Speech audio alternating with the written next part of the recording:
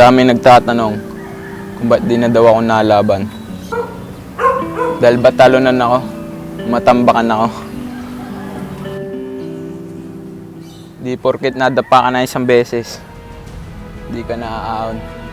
Baka nakakalimutan nyo, ako yung kampiyon.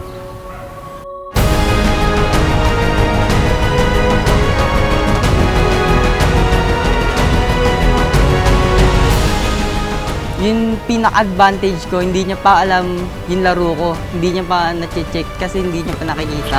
Last two. Going faster, last two. One more.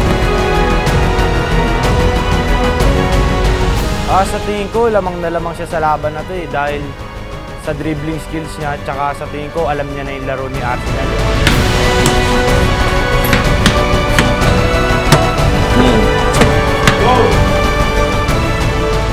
Nagtitraining ako ngayon sa Hype Sports Lab. Nakakuha ako ng magaganda moves dito na na-apply ko sa laro ko.